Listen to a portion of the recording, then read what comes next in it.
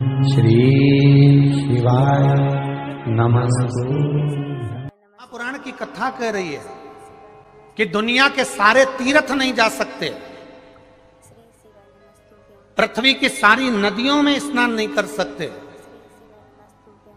पवित्र नदियों में आप स्नान नहीं कर सकते, या किसी भी तीर्थ में जाकर एक रात्रि भी विश्राम नहीं कर सकते, या हमने जिंदगी में कोई दान करा ना करा, कोई पुण्य करा ना करा, कोई सत्कर्म करा ना करा, कोई शास्त्र पढ़ा ना पढ़ा, कोई शास्त्र सुना ना सुना, उसके बाद भी शिव महापुराण की कथा कहती है कि एक दिन में अगर मात्र एक बार भी आप शंकर के शिवालय में प्रवेश कर गए या मंदिर में प्रवेश कर गए तो सारे तीर्थ, सारी नदियां, सारे सरोवर, सारी बावड़ी, सारे तालाब, सारे कुंड के स्नान का पुण्य, दान का पुण्य प्राप्त हो जाता है, केवल शिव तत्व को प्राप्त कर लेने। शिव महापुराण की कथा कह रही है कि घर में जो दिया होता है वो दीपक भी कोई साधारण नहीं होता,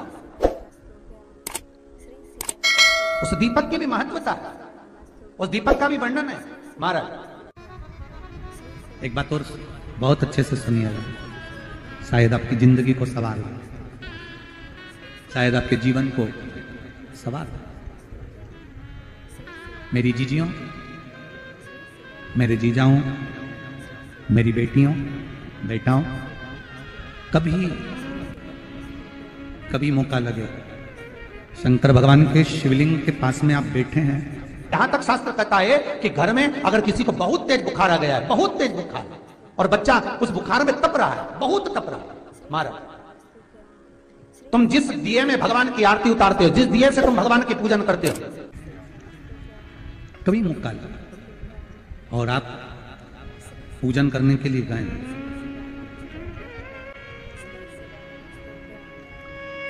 कभी पूजन करने के लिए, और आपको शंकर भगवान के शिवलिंग के पास में या शंकर भगवान के शिवलिंग के ऊपर कनेर का अगर पीला फूल देखा है ना आप लोगों ने, अरे बोलो तो जम के, देखा है? कनेर का यदि पीला फूल शिवलिंग के आसपास में या शंकर भगवान के ऊपर कहीं रखा हुआ भी दिख जाए, विषम परिस्थिति हो, बहुत हिम्मत ना हारते हो, तभी भगवान अकेले में एकांत में आप पहुंचे उनके पूजन के लिए, कनेर का पुष्प वहां रखा है,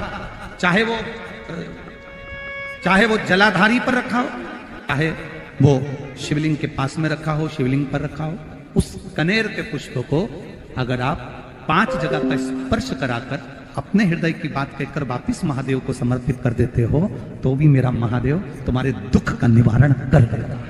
अब वो 5 स्थान,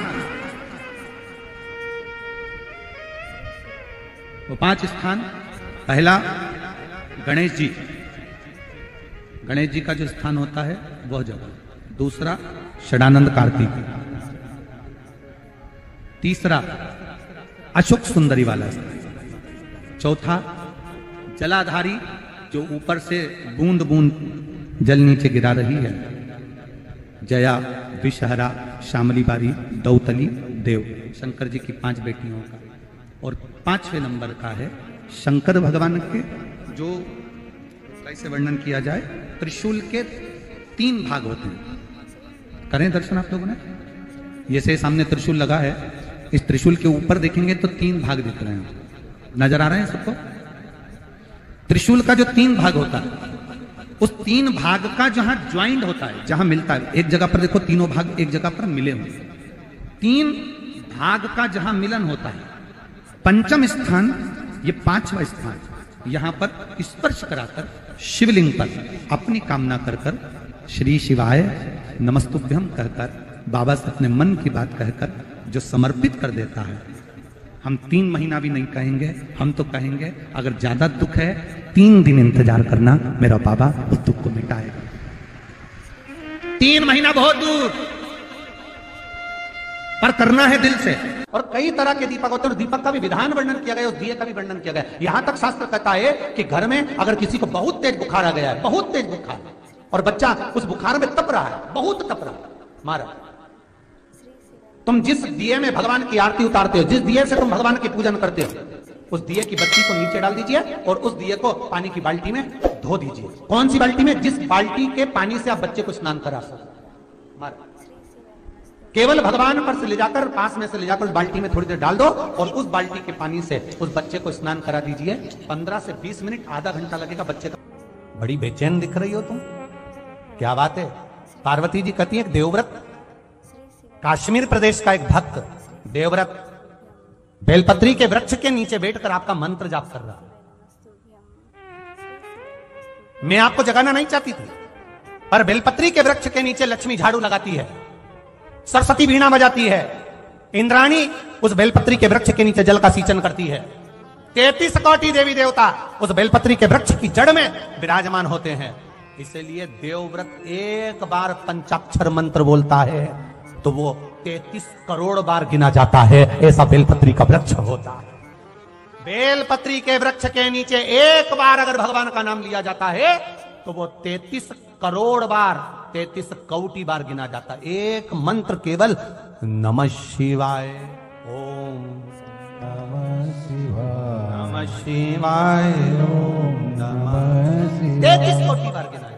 33 कोटि, कितना सुंदर लिखा है। फिर वही वाली बात आ गई जो पहले कथा में कहा, अपने लिए अच्छा वाला घी छाट के लाना, अच्छी कंपनी का लाना, और जब यज्ञ करने बैठे, पूजन करने बैठे, हवन करने बैठे, भगवान का कोई पाठ पूजन करवाई, पूजा वाले दुकान पे बोलना कि पूजा का घी चाहिए। तो वो पूजा का सामान बेचने वाला भी तच्चतुर था, उसने पूजा का ही घी दिया। तो इन्हें पूछा भैया ये घी कितने का? तो क्या 80 रुपए का? तो 80 रुपए का आधा किलो? तो क्या पूजा का है? विचार करिए जरा। अब और मांग कितना रही है? बस बेटा सीए में पास हो जाए भगवान, इसीलिए मैंने पूजन कराई। अब भगवान बोल रहा 80 रुपया का घी हमको लगा रही चूना, 80 रुपया का, और वो पूजन वाले की दुकान पर जाकर घी का दिया लगाइए। अगर 40 का पाठ कर रहे हो हनुमान जी का और बहुत ज्यादा संकट है, बहुत ज्यादा परेशानी है, इसका पाठ करो तो तिल्ली के तेल का दिया लगाओ, काली तिल के तेल का दिया, तिल का तेल का दिया हनुमान जी के सामने आसन बिछाकर। बहुत तकलीफ है तो 3 पाठ प्रतिदिन करो और एक आसन से जितने समय 9 बजे अगर आप बैठते हो पाठ करने तो 9 बजे ही बैठना है। अरे हमारे सीहोर में घड़ी पूजा की दुकान है, हम अब कई परिचित हैं उनके यहाँ चले जाते हैं। हमने पूछा क्यों तुम्हारे तो सारा अगरबत्ती रखी, धूप बत्ती रखी, दिया बत्ती रखी, सारी रखी, ये घी का पैकेट भी रखा, उसमें नाम नहीं लिखा है, ये काय का घी असली है भगवान की? अरे गुरु जी कोई असली है, बस घी है उसमें लिखा है शुद्ध घी। तो मैंने कहा शुद्ध घी तो लिखा है, पर ये कितने का है? 65 रुपए का डब्बा है। हमने कितने किलो का? आधा किलो का। हमने कहा वाह, काय के लिए होता है? क्या लोग लेके जाते हैं हवन पूजन के लिए? हमने भी सोचा वाह रे विश्वनाथ वाह, क्या किए? एक बंगला बना दो भोलेनाथ, सर्विस लग जाए भोलेनाथ, फिर के बहू का छोरा हो जाए भोलेनाथ। अब भोलेनाथ जी से पूछा ये देते क्यों नहीं? तो भगवान भी बोले बस वो पूजा वाली दुकान का 80 रुपए में काम चला रही है और ढेरों का मांग रही। अब बताओ, तुम सोचो कि भगवान क्यों प्रसन्न नहीं हो रहा? मेरा निवेदन केवल इतना सा है, तुम भगवान को लाखों का मत दो, करोड़ों का मत दो।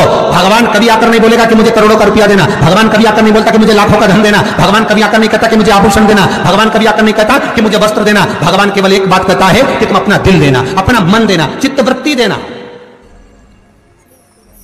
तुम अपना मन तो दो, अपना भाव, अपना दिल, अपनी वृत्ति, अपना चित्त भगवान को दो। पर महाराज वही तो नहीं दे पाते, दिक्कत तो वही है ना, सबसे बड़ी बात, तकलीफ तो यही। लोग कहते हैं कि शंकर भगवान को केवल व्यक्ति एक बेलपत्र देता है, एक लोटा जल देता है, पर पद्म पुराण, अग्नि पुराण, स्कंद पुराण, कूर्म पुराण, ब्रह्मविवर्त पुराण, जिनके अंदर लिखा है एक बेलपत्र हम शिव को देते हैं, शंकर भगवान को एक बेलपत्र देना उतना ही बलवान है जैसा एक शालिग्राम भगवान को सोने के सिंहासन पर रखकर किसी ब्राह्मण को हम जब दान करते हैं उसके बराबर एक बेलपत्र शिव को चढ़ाने का फल प्राप्त हो जाता है।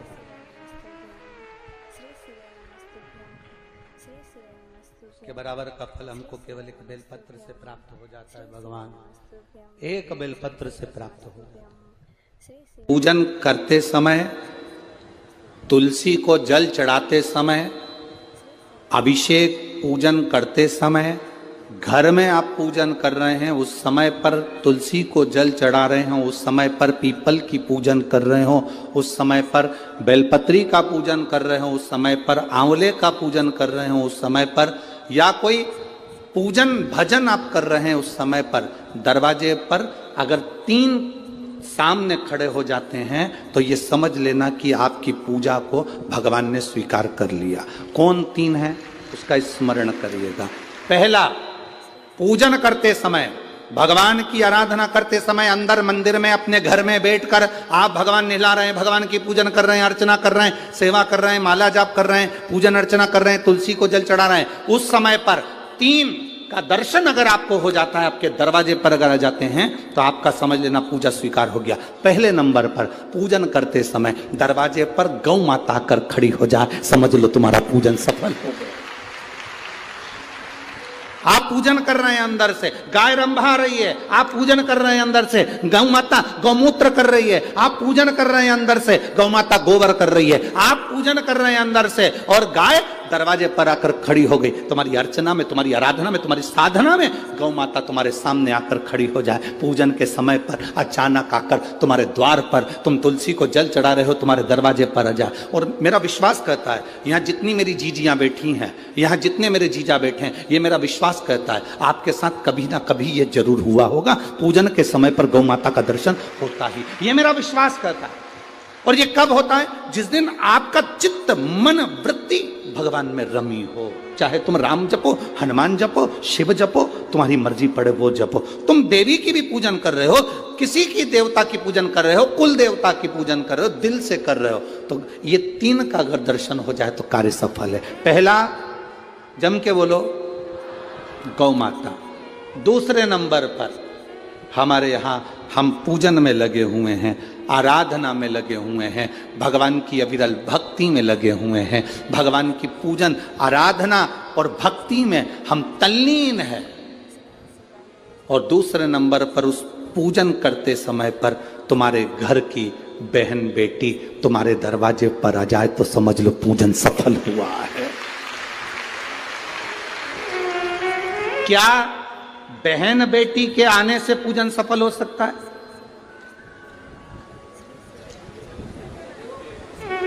कहां लिखा हुआ है महाराज जी? आप इतनी बड़ी बड़ी बातें कहते हो। पूछने वाले पूछ सकते हैं, कहने वाले कह सकते हैं, आपने कैसे कह दिया कि बहन बेटी के आने से सफल हो जाता कार्य? तो आप उठाओ, हिमालय राज का बेटा बाणासुर से दोस्ती कर लेता, माता पार्वती का भाई बाणासुर से दोस्ती कर लेता है, और दोस्ती कर लेता है तो उसके चुंगल में फंस जाता है, बाणासुर के चुंगल में भाई संकट में आ जाता है। आज हिमालय राज और मैनावती दोनों बैठकर भगवान की आराधना कर रहे थे, इतने में पार्वती का आगमन हो जाता है।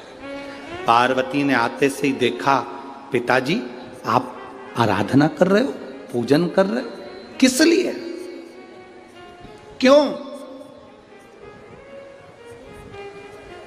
मैनावती ने कहा तेरा भाई संकट में घिरा हुआ है। पार्वती ने कहा क्यों चिंता करते हो, क्यों चिंता करते हो? पिताजी मैं आई हूं ना, चिंता मिटा दूंगी, चिंता मिटा दूंगी, आप चिंता ना करें। क्या हुआ? बाणासुर तेरे भाई को कष्ट दे रहा। बेटी पार्वती ने संकल्प ले लिया, उस बाणासुर का अंत मैं करूंगी। ना भगवान ब्रह्मा बाणासुर को मार सके, ना भगवान कृष्ण बाणासुर को मार सके। बाणासुर की कन्या भगवान कृष्ण के पास में, वहां उनके पौत्र के पास में गई, भगवान कृष्ण का युद्ध बाणासुर के साथ हुआ, 1000 भुजा, तो बाणासुर को भगवान कृष्ण नहीं मार सके। बाणासुर को न नारायण मार सके, न ब्रह्मा मार सके, बाणासुर को न शंकर मार सके, क्योंकि शिव ने तो वर दिया था, बाणासुर को केवल मारा है।